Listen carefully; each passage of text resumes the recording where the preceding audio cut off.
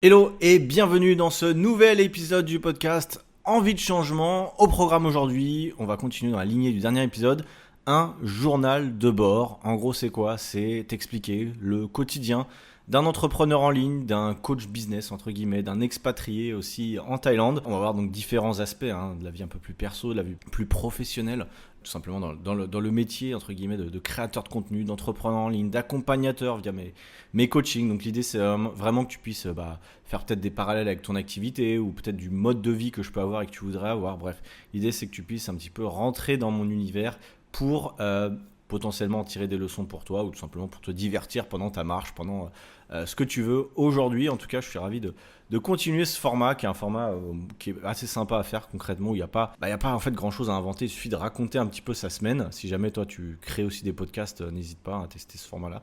C'est un format qui marche bien comme je te disais. Et donc au programme cette semaine, on va parler de logement. On va parler de logement en Thaïlande. J'ai déménagé dans mon appartement que je vais garder pendant 8 mois. Je vais t'expliquer comment ça se passe, le prix que je paye, qu'est-ce que j'ai à ce prix-là, voilà, tout ce qui est lié à ça. On va parler aussi d'un module que j'ai tourné pour mes élèves en coaching, qui est un module sur ManyChat. Donc on va parler de ManyChat, qui est un outil d'automatisation pour les gens qui créent du contenu sur Instagram notamment. On va parler également d'offres irrésistibles, comment créer une offre que les gens ne pourront pas refuser, entre guillemets. J'en ai parlé hier lors du live avec mes élèves en coaching et je vais te faire un petit débrief aussi de ça. Donc voilà, et puis 2-3 petites choses aussi dont on va pouvoir parler aussi aujourd'hui, comme le fait que je suis en train de travailler sur un nouveau challenge. Je vous expliquerai ça, ce que c'est un challenge et pourquoi et pour qui. Et puis voilà, on est parti pendant plusieurs dizaines de minutes, clairement, 20, 30, 40 minutes.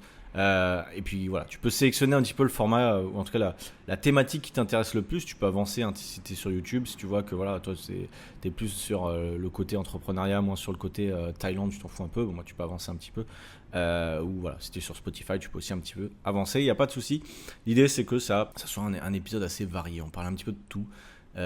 Mais qu'on reste focus sur l'envie de se développer, l'envie de changer aussi. Encore une fois, le podcast Envie de changement s'appelle comme cela pour cette raison. Bref, vie perso, j'ai changé d'appartement. Donc, je suis arrivé à Chiang Mai, je l'ai dit dans le dernier épisode, il y a quelques semaines. J'ai pris un Airbnb dans un condominium, on appelle ça.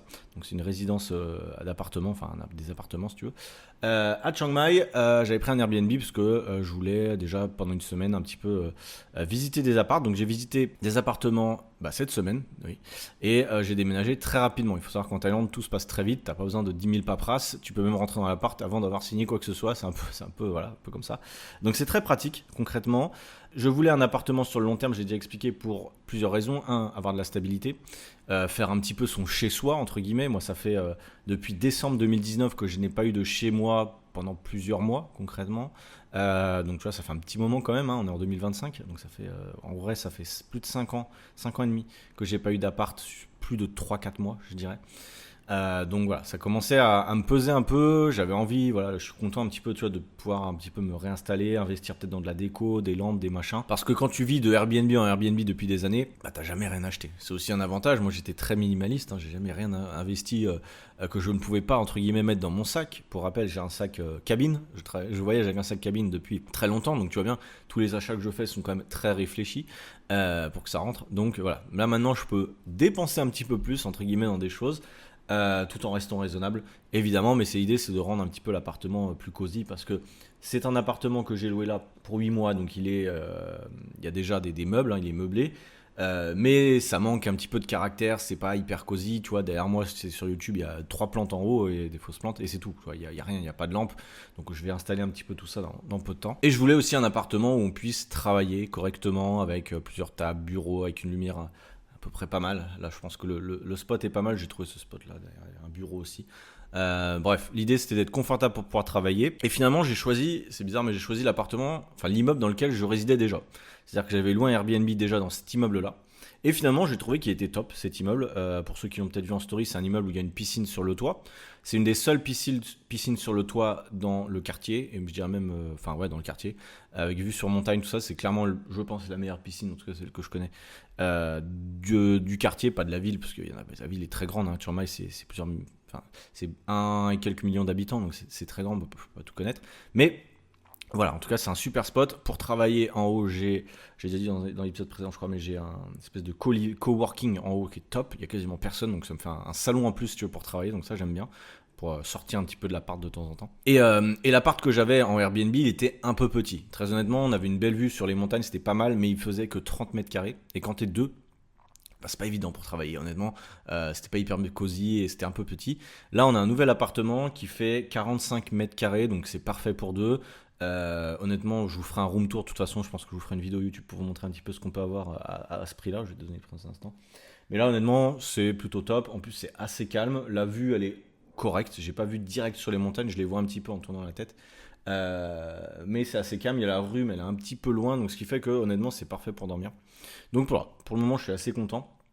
On verra en mettant un peu plus de déco et en le rendant un peu plus cosy ce que ça donne. Et donc, comment ça se passe pour louer un appartement en Thaïlande? Ça se passe un peu comme en France, hein. Tu as des sites qui répertorient tous les appartements globalement. Il suffit ensuite d'envoyer un message aux agents pour planifier des visites. Je vous avoue que c'est pas extrêmement simple de parler avec des agents thaï. Je sais pas si c'est la même chose en France, je pense pas. Mais c'est pas évident. C'est pas évident parce que moi, j'ai passé beaucoup de temps. J'adore ça, hein, je l'ai déjà dit dans un épisode. J'adore ça, regarder les apparts, me projeter, tout ça.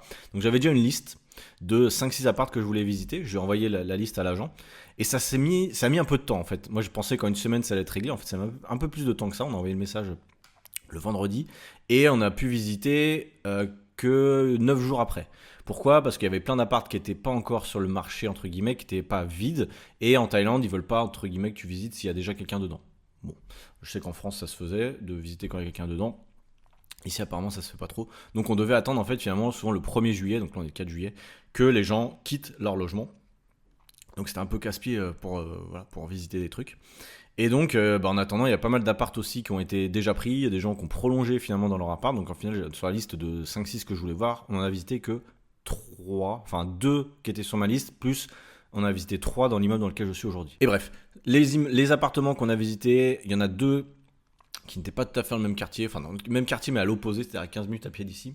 Dans une zone où il y a moins de trucs à faire, une zone calme, mais il y a moins de trucs à faire. Là, je suis vraiment dans le cœur entre guillemets du quartier, avec le centre commercial, les petites rues passantes pas très loin. Enfin bref, là, c'est vraiment parfait. Et les autres étaient dans un quartier que je connaissais aussi, on a déjà vécu là-bas. Mais il y a un peu moins de trucs à faire. Et les 2 appartements étaient bien, étaient un peu plus chers que celui que j'ai aujourd'hui. Le truc, c'est que il y avait une meilleure vue, concrètement, il y avait une vue sympa, mais il n'y avait pas toutes les commodités que je peux avoir ici. Il y avait des piscines, mais c'était des piscines qui étaient un peu moins classe, entre guillemets, qui étaient un peu plus anciennes et qui étaient au ras du sol, hein, qui n'étaient pas sur le toit forcément. Pareil pour les salles de sport, et il n'y avait pas d'endroit pour bosser, il n'y avait pas de salle commune pour bosser comme on peut avoir ici. Pour moi, c'est un gros point positif quand tu travailles en ligne de pouvoir changer un peu d'environnement. Et donc, ça a quand même fait la différence dans le choix qu'on a eu, hein, pour rester ici. Et finalement, en questionnant directement, et c'est ce que je vous conseille de faire si vous visitez des appartements en Thaïlande, c'est d'aller directement dans l'immeuble que vous voulez, vous tuez cibler les immeubles, et vous demandez qu'est-ce qui est dispo. Parce qu'il y a des appartements, des fois, qui ne sont pas mis sur les sites, que tu peux visiter.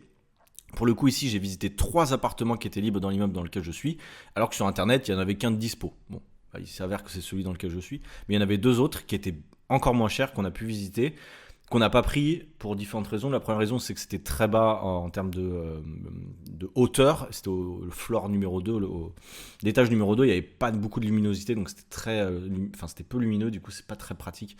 Et même pas très vivable, je trouve. Et il y en avait un qui était à l'étage juste en dessous dans lequel je suis, mais qui était un Airbnb de base et qui était pas bien entretenu. Honnêtement, tu voyais, tout était un peu abîmé, cassé, les gens ils en prenaient pas beaucoup soin.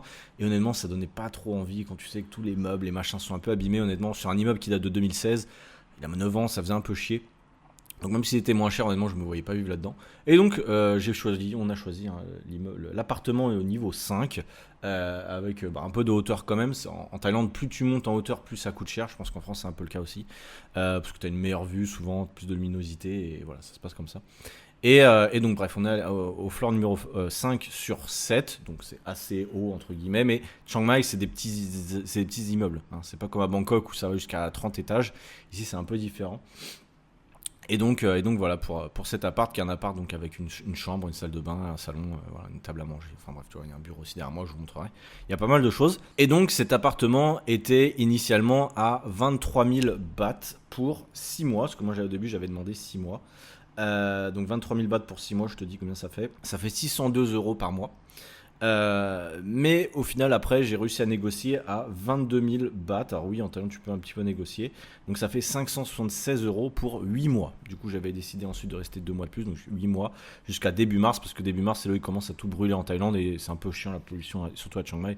Donc je me suis dit que de toute façon, je bougerais à cette période-là, comme la plupart des gens. Donc 22 000 bahts, ça fait 576 euros. Il y a Internet qui est compris, sauf que l'Internet qu'on a là, il n'est pas extraordinaire. Donc je vais peut-être investir dans une box ou demander à upgrader, je paierai un peu. L'eau et l'électricité ne sont pas compris, mais ça coûte pas très cher. Honnêtement, j'aurai peut-être pour 80 euros par mois, j'en sais rien, on verra, je vous le dirai. Donc voilà, en gros, pour 620 euros, peut-être un peu plus, j'ai accès à tout ça, donc c'est plutôt cool. Je pense qu'en France, je paierais quasiment le double, je pense, pour être dans une ville, la deuxième plus grande ville de Thaïlande, un truc comme ça. Sachant que le quartier dans lequel je suis, Niman, c'est assez cher, c'est plus cher que les autres quartiers, donc tu peux trouver certainement des apparts encore mieux en Thaïlande, mais dans une localisation moins intéressante que là où je suis, concrètement. C'est pour ça que le prix est pas non plus très très bas pour la Thaïlande. On pourrait avoir le même type d'appartement, je pense, un peu plus loin pour 400 euros. Je pense que c'est jouable sur un bail d'un an. Donc voilà, pour donner un peu les budgets. Mais il faudra que tu prennes le scoot, il faudra que tu prennes la voiture pour te déplacer, tandis que là, je fais tout à pied. Donc pour moi, c'est un luxe. Et c'est extrêmement pratique, et c'est aussi pour ça que j'ai choisi cet appartement là. En termes de démarche, très simple, ils m'ont fait un contrat en anglais et on a un contrat aussi en thaïlandais. Ma copine étant thaïlandaise, ça aide. C'est vrai que si tu parles pas thaïlandais, c'est plus compliqué, sachant que tu vois, les agents et tout ça, des fois ils parlent moyennement anglais. Les gens qui s'occupent, parce qu'aujourd'hui dans tous les immeubles, tu as des services juridiques entre guillemets qui s'occupent de faire les démarches et tout ça pour toi. Ils parlent pas trop anglais, je crois, parce que quand je leur parle anglais, ils me répondent pas. Ils parlent que thaï, donc je pense que voilà, c'est aussi la problématique dans certains coins. C'est que si tu parles pas thaï, ça peut être un peu compliqué, mais bon voilà. Évidemment, il va falloir que tu parles anglais. De toute façon, si tu t'expatries dans un pays, il va falloir que tu parles au moins anglais. Si tu as zéro base d'anglais, ça va être un peu complexe. Tu as de la chance, tu peux utiliser Google Translate, etc. Mais voilà, il faudra apprendre de l'anglais de toute façon. Et après, potentiellement, apprendre la langue du pays. Alors, parler thaïlandais, c'est pas donné à tout le monde. Il faut vraiment que je me déterre. D'ailleurs, derrière moi, on le voit pas, mais j'ai un bouquin qui s'appelle Speak Thai Today. Il va falloir peut-être que je m'y remette. Mais bon, voilà, maintenant que j'ai décidé de rester là, il va peut-être falloir effectivement parler le plus possible. Donc, c'est un peu l'idée. Donc, tu as simplement un contrat que j'ai signé, que j'ai lu en anglais. Rien de très compliqué. Un déposit de 2 mois, donc comme une caution si tu veux que tu payes de 2 mois. Je sais qu'en France, c'était pareil, de mémoire, quand j'avais mes appartes. Plus tu payes un mois, et voilà. Donc, voilà, des démarches assez faciles. J'ai fait un transfert pour ceux qui se poseraient comment tu te poses la question comment tu payes. Je te conseille de ne pas faire un virement de ta banque française vers le compte du propriétaire thaïlandais ou d'un autre pays hors d'Europe parce que tu auras des frais énormes. Donc moi j'ai fait par TransferWise. TransferWise, c'est ce que je disais quand j'étais en Australie pour transférer de l'argent de l'Europe vers un autre continent entre guillemets. J'ai quand même des frais, tu vois là je vais verser 66 000 bahts quand même. Parce que bah voilà, fallait que je paye les 2 mois plus le premier mois, etc. Donc ça fait 1728 euros. Et j'ai eu 13 euros de frais, quand même. Mais bon, voilà, sur une telle somme, en pourcentage, ça va encore. Et donc là où je suis content, pour terminer sur cette partie-là, c'est que j'ai un environnement parfait pour travailler. J'ai pas d'excuses. J'ai vraiment pas d'excuses. Tout peut être fait très simplement. J'ai des endroits pour bosser partout. J'ai ma salle à manger / bureau. J'ai la chambre où il y a aussi un bureau. J'ai au-dessus où j'ai une salle commune où il y a quasiment personne. Alors je pourrais pas trop enregistrer parce que ça résonne beaucoup, mais bref, je peux bosser un peu partout. Il y a plein de cafés autour de moi. Il y a un centre commercial. Je peux faire mes courses. Vraiment, il y a tout ce qu'il faut pour moi pour travailler. J'ai plus d'excuses. Et là, je vais être stable pendant 8 mois. Donc, je pense être quand même plus productif. Et c'est pour ça que d'ailleurs, dès la semaine prochaine, je vais enregistrer un prochain challenge. Si tu ne sais pas ce qu'est un challenge, c'est moi ce que j'avais mis en place qui s'appelait le guide de l'entrepreneur introverti. C'est quoi? C'est pendant 4-5 jours. En gros, il y a des modules vidéo qui sont envoyés. Et ça permet de résoudre une problématique. Dans mon guide de l'entrepreneur introverti, l'idée c'était de rendre la création de contenu la plus accessible possible, même quand tu es introverti, justement. Donc je faisais des modules, j'expliquais comment se filmer, comment créer du contenu, etc.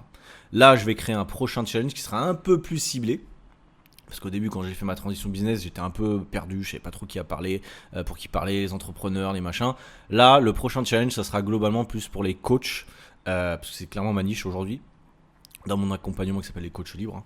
Donc ça sera un challenge pour les coachs, pas que sportifs, coach en nutrition, voilà. Dès que tu fais du coaching globalement un peu lié à la santé, ça peut être des thérapeutes, ça peut être des kinés globalement aussi. Et donc ça sera un challenge pour développer son activité en ligne via Instagram. D'accord ? Donc ce sera 4 jours, je pense, 4 ou 5 jours, où je vais envoyer de la valeur à fond, envoyer pas mal de trucs, des méthodes, toutes mes astuces en gros pour remettre à flot ton compte Instagram. Si tu penses qu'il est mort ou quoi, tu verras qu'avec ce challenge là, tu peux le relancer. Et j'ai plein d'exemples dont je parlerai dans le challenge qui montreront que ton compte n'est pas mort et que tu peux vraiment vivre de ton activité en ligne quand tu as la bonne stratégie. Je le vois bien avec mes élèves encore aujourd'hui. Les résultats qu'on a, honnêtement, sur Instagram, c'est vraiment top. Ça prend du temps. Ça prend du temps, c'est jamais facile pour tous, il y en a qui sont plus en avance que d'autres, mais voilà, j'ai l'exemple d'un élève que j'ai eu hier au téléphone et qui a partagé avec nous ses réussites au niveau du live. Il avait un compte qui était bloqué depuis longtemps, ça fait plusieurs années qu'il est sur Instagram et vraiment il était bloqué, et depuis qu'on a fait l'accompagnement, donc là on est à la semaine 5, il a gagné peut-être 200, 300 abonnés qualifiés. Et ça c'est important de le spécifier, qualifiés. Donc ce sont des potentiels clients, et derrière avec la méthode qu'on met en place pour engager, après leur vendre au téléphone, etc. Globalement, je suis assez certain qu'avec ces 200-300 nouveaux followers, il va avoir entre 5 et 10 clients assez rapidement, je pense, sur cette niche-là, vu qu'il a fait une transition aussi dans sa niche, bref. Donc voilà, ça c'est cool, et je vous expliquerai un petit peu dans ce challenge que je vais tourner la semaine prochaine. Donc tous les jours, je vais me mettre à bosser sur ça. J'ai déjà préparé tous les scripts du challenge, et ça, j'en parle de toute façon dans ma formation Les Coachs Libres. Si jamais tu sais pas ce que c'est un challenge evergreen, comment ça marche, etc., si tu rentres dans notre accompagnement, sache qu'il y a un module, une formation qui s'appelle Lead Mac Pro que j'ai intégré dans mon accompagnement que les coachs eux-mêmes peuvent faire et que je me suis que j'ai clairement réutilisé pour recréer moi-même mon challenge pour ne rien oublier. Également, cette semaine, j'ai pas mal bossé, comme toutes les semaines plus ou moins, mais j'ai tourné un nouveau module dans ma formation Les Coachs Libres sur ManyChat. ManyChat, si tu ne sais pas ce que c'est une application, un site internet américain qui permet d'automatiser l'envoi de messages privés sur Instagram. Alors tu vas te dire, oui, mais moi j'ai peut-être pas beaucoup d'abonnés, ça sert à rien. Détrompe-toi, ça sert à tous les niveaux, je dirais.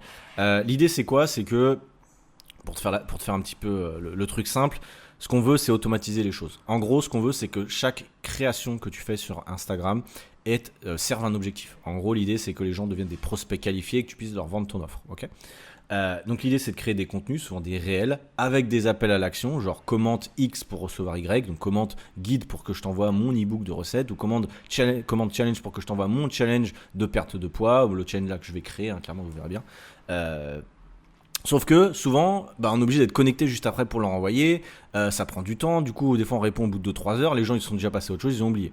Ou alors, par chance, ton réel il explose, c'est arrivé avec certains clients que j'ai aujourd'hui, sauf qu'ils n'avaient pas ManyChat, et du coup ils se retrouvent avec 100-200 commentaires, ils doivent tout répondre à la mano, et ça prend des heures et des heures, et les gens, ils n'ont pas de réponse avant plusieurs jours, c'est extrêmement pénible et ça prend beaucoup de temps. Donc avec ManyChat, l'avantage c'est que tu peux tout automatiser. En gros, tu sélectionnes les prochains réels, tu sélectionnes le mot-clé que les gens doivent commenter et ça envoie un message directement. Donc ça va commenter, en fait la personne va commenter guide, toi tu vas répondre en commentaire automatiquement. Hello, je t'ai envoyé ta ressource en message privé, donc comme ça les gens vont en message privé. Et ensuite il y a une discussion qui se crée automatiquement que tu auras mise en place. Et t'enverras la ressource, plus tu pourras concrètement, et moi c'est ce que je conseille, mettre en place une sorte de discussion automatisée au démarrage avec une question ouverte pour que les gens déjà puissent un peu t'expliquer leurs problématiques, pour que potentiellement en plus de la ressource que tu vas envoyer, tu puisses engager une discussion et potentiellement directement avoir un appel de découverte avec eux pour potentiellement vendre ton offre, d'accord ? Donc c'est extrêmement puissant, ça va répondre très rapidement aux gens et sans que ça te prenne plus de temps. ManyChat c'est pas sponsorisé, pour info. ManyChat c'est un service qui est gratuit mais que tu devras sans doute payer à terme, parce que tu verras que les options gratuites comme dans tous les sites c'est assez limité. Mais voilà, en tout cas c'est un site que moi j'ai utilisé quand j'étais coach sportif, que j'ai un peu moins utilisé en tant que coach business parce que j'avais moins d'engagement quand même, et que je voulais faire un peu à la mano, mais que je vais réutiliser très rapidement sur les prochains réels. Comme ça aussi ça te force entre guillemets à te dire j'ai investi 20 balles par mois dans ManyChat, moi je vais clairement me sortir les doigts du cul pour faire des réels avec des bons appels à l'action bien recherchés, avec des bonnes ressources que j'envoie. Comme ça, t'envoies de la valeur à tes prospects, tes réels ils performent parce que tu as des commentaires et tout ça. Donc en vrai, tu es vraiment après dans un cercle vertueux où tu te dis, voilà, là, tu vois, il se passe des choses, tu vois. Donc ça, c'est vraiment cool, je trouve, cet outil-là pour gagner du temps, concrètement.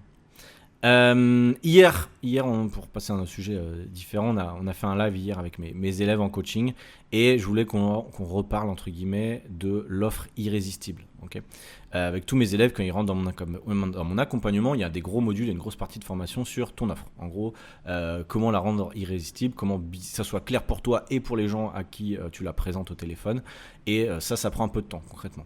Et du coup on a refait un petit moment là-dessus, je leur ai présenté un petit peu la méthode, concrètement, pour avoir une offre irrésistible. C'est assez vu et revu, mais c'est important quand même de le rappeler. C'est Alex Hormozy dans son bouquin 100 Million Offer, je crois que ça s'appelle comme ça, qui en parle le mieux. Et en gros, l'idée, c'est que ton offre, désolé, il y a des bruits d'avion, je vais ouvrir la fenêtre.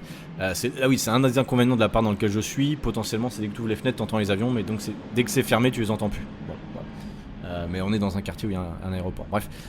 Donc, les 4 questions que tout prospect, entre guillemets, se pose, je vais te les donner comme ça, toi aussi, avec ton offre, si jamais tu peux réfléchir à ça. En numéro 1, c'est est-ce que ça vaut le coup ? Ton prospect au téléphone ou quand il voit ton produit, il dit est-ce que ça vaut le coup ? Est-ce que ça vaut le coup que j'achète ce que ce coach ou cette coach me propose ? 2, est-ce que j'en suis capable ? Est-ce que je suis capable de faire la transformation dont il parle ? 3, combien de temps ça va prendre ? Oui, si la transformation que tu me proposes elle dure 3 ans, bon, moi j'ai envie d'avoir des résultats rapides. D'accord. 4, quel effort ça va me demander ? Est-ce que ça va me demander de changer tout mon lifestyle ? Est-ce que je vais me priver ? Tu vois, pour le coach sportif notamment, est-ce que je vais me priver ? Est-ce que je vais faire un régime, etc. Ça, c'est des questions que les gens se posent. Et ça, c'est important de le comprendre. Quand tu présentes ton offre, il faut parler, entre guillemets, de ça. D'accord ? Et c'est l'équation de valeur dans Mozy, c'est, entre guillemets, issue rêvée, donc le résultat rêvé que tu peux proposer dans ta transformation. Aujourd'hui, si tu es coach et tu dis « Ouais, là, on va faire 4 séances et je vais te suivre au niveau alimentaire », c'est de la daube. Voilà, faut être clair, aujourd'hui, tu es complètement... pas aligné avec ce qui se fait sur le coaching en ligne. Le coaching en ligne, c'est différent du coaching présentiel. On n'est pas là à faire je suis coach, spécialiste, transformation, perte de poids, prise de masse, homme, femme. Voilà, ça enfin, je suis plus du tout là-dedans, mais si tu es coach en ligne, par exemple, c'est dépassé. Voilà, faut vraiment se comprendre que c'est un vrai métier d'être coach en ligne. D'ailleurs, c'est vraiment ce que je remarque, c'est qu'il y a beaucoup de gens qui prennent le coaching en ligne comme un truc assez facile où je propose un petit programme par-ci par-là. Ils n'ont pas compris que c'était un vrai métier où il y avait énormément de choses sur lesquelles il fallait se former. D'où l'accompagnement. Je ne vends pas de l'air quand j'accompagne les gens. Bref. Donc les résultats rêvés, est-ce qu'il est clair, spécifique ? Est-ce qu'il y a une vraie envie de changement ? Et il faut que la personne, en gros, quand elle écoute ton speech sur ton offre, elle se dise « Ok, je veux vraiment ça maintenant, c'est vraiment ça qui va m'aider. » Ensuite, la probabilité de réussite. Comment montrer à la personne, quand tu l'as au téléphone, qu'elle a de grandes chances de réussir ? 1, ça passe par ton expertise. 2, ça passe par les résultats de tes clients. Combien de témoignages tu as ? Lui montrer, avant même l'appel que tu as avec cette personne-là, tous les témoignages potentiels de personnes qui ont le même profil que lui ou qu'elle. D'accord ? Également la simplicité du plan. C'est un programme qui est ultra complexe, etc. Les gens, concrètement, ils vont prendre peur. Et l'idée, c'est qu'à la fin, la personne se dise « Ok, je pense qu'avec ce coach-là ou avec cette coach-là ou avec peu importe cette personne-là, je peux y arriver. » D'accord ? Ensuite, tu as le truc qui est le temps et l'effort qu'il faut réduire. Les gens veulent des résultats rapides. On est dans une société où tout va très vite. Et donc, on veut des petits résultats rapides, entre guillemets. Si ton programme il dure 3 mois, déjà, qu'est-ce que la personne elle va pouvoir atteindre au bout de 30 jours, 60 jours, 90 jours ? Ça va falloir lui expliquer aussi. Faut pas lui dire tu vas peut-être passer par là, faire avoir ça. Non, voilà. D'ici 1 mois, tu te sentiras mieux dans ton corps. Tu vas perdre 1 cran de ceinture. Tu vas pouvoir recourir un petit peu. Tu vas pouvoir, j'en sais rien, ta silhouette va s'affiner. Tu te sentiras mieux déjà en te regardant dans le miroir, des choses comme ça. Tu peux déjà en parler sur des résultats assez rapides. D'accord ? Et pareil au niveau de l'effort, évidemment ce qu'on veut, et c'est un peu pareil, ça c'est l'ubérisation un peu de notre société, comme on dit, tout va très vite, tout est facile, quand tu commandes un truc sur Uber, ça arrive directement, c'est un peu pareil avec ton programme ou ton service, ton offre, l'effort doit être au minimum, c'est-à-dire qu'il ne faut pas que tu lui demandes trop de choses à faire. Notamment si tu es coach sportif ou nutrition, est-ce qu'il y aura un régime à faire, est-ce que ça va être restrictif, est-ce qu'il y aura beaucoup de séances à faire, est-ce que je vais devoir aller en salle de sport alors que j'ai pas le temps et que j'aime pas ça, tu vois, c'est des choses qu'il faut quand même comprendre. Et même si au fond il faut trouver le juste milieu entre ce qu'il est possible de faire avec un minimum d'effort quand même, faut pas non plus vendre du rêve, tu feras rien, tout va bien se passer, tu mangeras comme avant, non, faut quand même être logique. Mais voilà, l'idée c'est que la personne se dise ok, je peux atteindre cet objectif là avec ma vie actuelle, quelqu'un d'occupé, j'ai une vie de famille, j'ai envie de me faire plaisir, tu vois. Donc c'est un peu ça, en gros quand tu repenses à ton offre, etc., je pense que c'est important de réfléchir un petit peu comme ça quand tu crées ton offre, et c'est ce qu'on a vu hier avec mes élèves. Après il y a d'autres choses un peu plus précises, je ne vais pas t'en parler là, mais un exemple par exemple d'offre qu'on pourrait donner, c'est j'aide les femmes entre 30 et 50 ans à perdre entre 8 et 10 kilos en 90 jours, sans cardio, sans se priver, avec une méthode qu'elles peuvent tenir à vie. Ça c'est une super promesse selon moi, parce que déjà tu cibles. C'est pas genre pour tout le monde, c'est ok, je suis une femme entre 30 et 50 ans, tu pourrais même mettre entre 40 et 50 ans si tu voulais, à perdre entre 8 et 10 kilos, donc voilà, promesse chiffrée en 90 jours, ok, donc là j'ai vraiment une deadline, c'est cool, sans cardio parce que voilà, sans la chose que moi je n'aime pas par exemple, sans se priver, voilà, si tu veux perdre du poids sans se priver c'est top, avec une méthode que tu peux tenir toute ta vie. Pour quelqu'un qui a fait des régimes toute sa vie, qui sait que c'est une galère, là tu lui offres la méthode miracle entre guillemets qu'elle pourra tenir toute sa vie, et là pour ça, la promesse elle est plus alléchante que simplement perdre un peu de poids ou tu vas te transformer avec moi en 6 mois. Tu vois. Là c'est plus précis, d'accord ? Et c'est là où ça devient intéressant et c'est là où vraiment je pense que tu peux créer une offre entre guillemets irrésistible que les gens voudront absolument acheter quand tu leur présentes. Voilà par rapport à ce sujet-là. Encore une fois, si ça t'intéresse, je te redis, on a la formation, enfin c'est plus un accompagnement d'ailleurs, mais tu as accès à plusieurs modules de formation qui s'appellent les coachs libres, dans lequel j'accompagne des coachs sportifs, mais pas que, à développer leur activité en ligne, d'accord? Donc via Instagram, mais pas que. On parle de plein de choses, je vais aussi créer des modules sur les podcasts, bref, c'est tout un accompagnement pour pouvoir vivre de son activité et devenir libre. Je prends que quelques personnes chaque mois, je prends pas beaucoup de monde, c'est aussi un petit peu... j'allais dire dépendant le profil, c'est pour ça qu'on fait des appels bilan avant, généralement, c'est pour déjà vous expliquer comment je fonctionne, mais surtout vous écouter et voir où en est votre business avant même de vous proposer quoi que ce soit. Donc si jamais ça t'intéresse, je vais vous mettre le lien juste en dessous pour réserver votre appel bilan, c'est complètement offert, c'est sans engagement, si vous ne voulez pas aller plus loin, il n'y a aucun souci, mais au moins l'idée c'est que vous ayez un œil externe sur votre business. Parce que ça c'est un truc que je remarque quand même, c'est qu'on est très souvent seul quand on est entrepreneur, même si on suit des formations, on regarde des vidéos YouTube, etc. Il n'y a jamais personne qui met le nez dans notre business. Bon bah moi c'est ce que je fais avec mes élèves, je rentre dans leur business, j'analyse vraiment leurs décisions, ce qu'ils ont mis en place, etc. pour que ce soit le plus clair possible pour eux et qu'ils puissent finalement gagner du temps par rapport à leur évolution et éviter les erreurs potentielles que la plupart des gens font grâce entre guillemets à mon expérience de 3 ans de coach en ligne et de quelqu'un qui continue à se former régulièrement. Voilà, donc c'est un petit peu l'idée. En plus, tu rejoins une communauté de coachs qui sont comme toi et ça, c'est cool. Hier, on a eu des bonnes interactions avec les coachs lors des lives. Donc ça, c'est vraiment top. Donc voilà, si jamais tu as juste à aller dans le lien juste en dessous, ça sera un plaisir d'échanger avec toi au téléphone. Voilà, c'est la fin de cet épisode. La semaine prochaine, on verra si je fais une vidéo YouTube ou un podcast. Je vous parlerai aussi d'un bouquin que je suis en train de lire qui s'appelle Tout le monde n'a pas la chance de quitter son pays, un truc comme ça, d'Olivier Roland. Je crois que c'est comme ça que ça s'appelle. Ouais. Bref, je vous en reparlerai. C'est un bouquin qui est intéressant pour les gens qui veulent s'expatrier. Alors, c'est un peu extrême des fois dans certains côtés. Il nous parle un petit peu du pourquoi il faut quitter la France, pourquoi tu as le droit, entre guillemets, de quitter ton système, qu'il y a d'autres systèmes qui sont peut-être plus adaptés à toi en tant qu'entrepreneur. Donc voilà, je t'en reparlerai si jamais tu veux pas te faire chier, entre guillemets, à lire le livre qui est assez long. Il y a des parties où il parle de crypto-monnaie pendant bien longtemps, c'est un peu relou, selon moi, parce que c'est pas vraiment un sujet pour moi actuellement.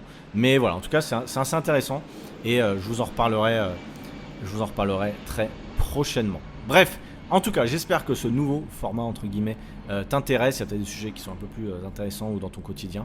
Mais voilà, en tout cas, moi, j'attends tes retours. N'hésite pas à me faire des commentaires, soit en dessous sur la vidéo YouTube, et aussi mettre un petit pouce évidemment en l'air, à t'abonner sur toutes les plateformes, ou me faire un petit message sur mon Instagram, Clément Bled, pour me dire si c'est un format qui t'intéresse, si tu as des questions, si tu voudrais que j'aborde sur le côté entrepreneuriat, expatriation, je pourrais en parler avec grand plaisir. Voilà.